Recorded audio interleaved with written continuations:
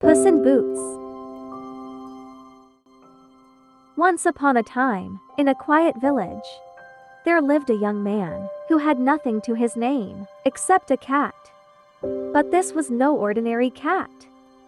He wore tall leather boots, a wide-brimmed hat with a feather, and carried a small sword by his side.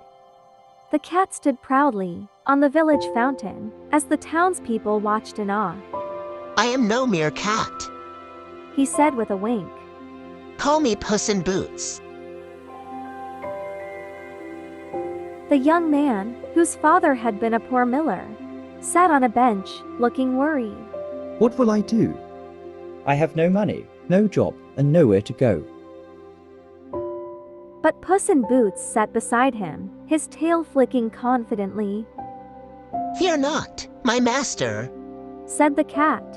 I will make your fortune. Just trust in me." That night, in a small candle-lit room, Puss in Boots began to plot. He laid out maps and scribbled his plans, his sharp eyes glinting in the soft light.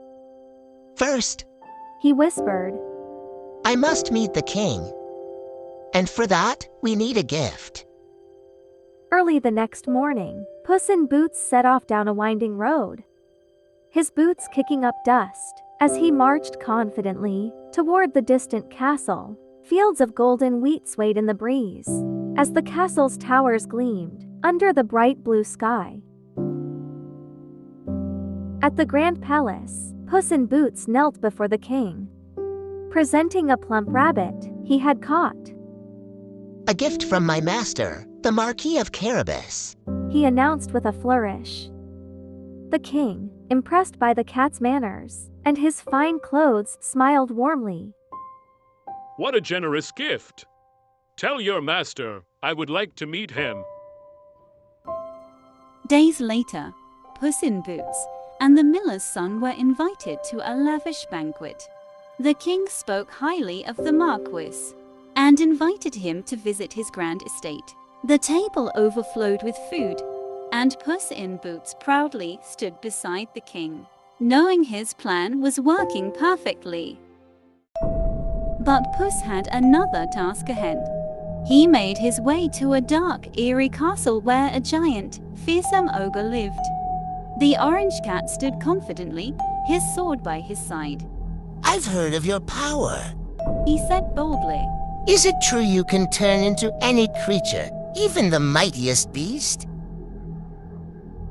The ogre, eager to show off his strength, transformed into a towering lion, then a great bear. But Puss in Boots just smiled and said, "Impressive. But can you turn into something small, like a mouse?" The ogre, too proud to resist the challenge, became a tiny mouse. Quick as a flash, Puss pounced, ending the ogre's reign. With the ogre gone, Puss in Boots claimed the grand castle for his master. When the king's carriage arrived, Puss proudly greeted him at the entrance. "Welcome to the castle of the Marquis of Carabas," he declared. The king marveled at the castle and its grand beauty, completely convinced of Puss's story. In the end, the king was so impressed with the Marquis that he invited him to marry his daughter, the beautiful princess. The royal courtyard was decorated with flowers and banners for the wedding. Puss in Boots watched with a smile as his master and the princess exchanged vows. His mission complete. And so, the clever cat with the boots and the hat lived happily with his master in the grand castle.